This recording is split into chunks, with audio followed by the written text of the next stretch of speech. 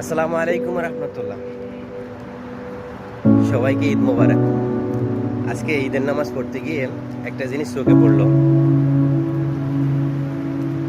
এখানে প্রায় শতকরা 40 থেকে 50 জন মানুষ পুরান কাপড় পিঁধে নামাজ পড়ছে।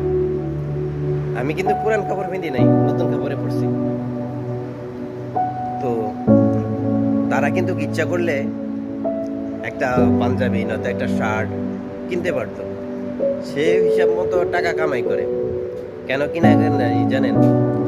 এই জন্যই কিনে নাই যে নতুন কাপড় পিঁধে নামাজ পড়তে যাইব ঠিকই, কিন্তু নামাজ পড়ে এসে আবার ডিউটিতে যাইতে হবে।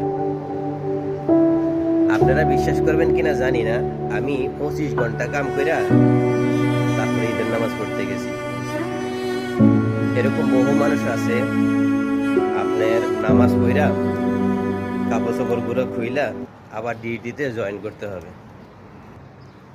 অনেক মানুষ চিন্তা করে একটা পাঞ্জাবি নয়তো একটা শার্ট কিনি, 5 টাকা কিংবা 10 টাকা খরচ করবো, ওই 10 টাকা বাড়িতে দিলে তারা 2 দিন বাজার করতে পারবো। একটা কথা মনে রাখবেন, প্রবাসী সবাই কিন্তু খারাপ না, কিছু কিছু ভালো মানুষও আছে।